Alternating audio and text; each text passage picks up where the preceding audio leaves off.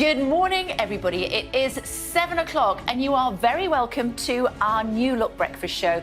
A packed programme for you this morning. We're speaking to the Housing Secretary, Michael Gove, about COVID and cladding. The World Health Organization will give us their latest assessment of Omicron. And the Ukrainian ambassador to the UK will be here in the studio to discuss tensions with Russia. It's Monday, the 10th of January.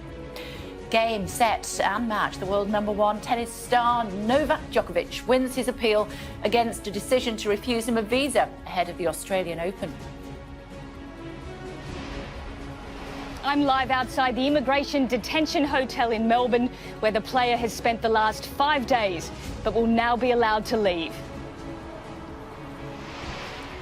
Tragedy beyond measure. At least 19 people, including 9 children, killed in a fire in a New York apartment block that started in a malfunctioning heater.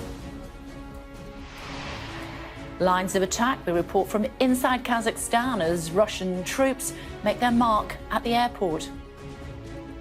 There has been a very heavy-handed crackdown after these protests. More than 6,000 protesters arrested and the number of people killed keeps climbing, and the shoot-to-kill order remains in place also.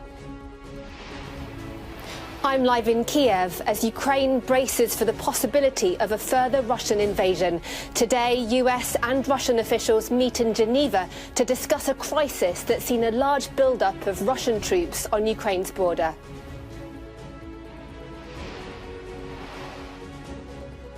And I'm live at Grenfell as a new government plan to target developers over dangerous cladding is revealed. But does that go far enough?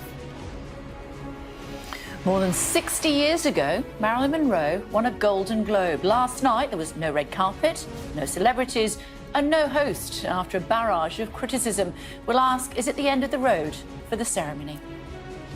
Also this morning on the New Look programme for you, hoping to head off on holiday and wondering what the current restrictions are. We'll have the latest advice at 9:30 this morning. Plus, we'll tell you how the common cold may help protect you from COVID.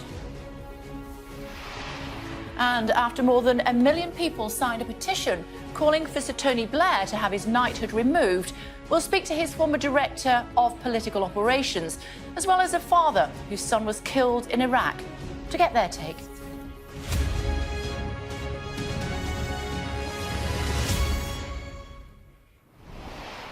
Hello everybody, a very good morning to you. We start with the breaking news in the last half an hour. The world #1 tennis player Novak Djokovic has won his appeal against a decision to refuse him a visa to enter Australia.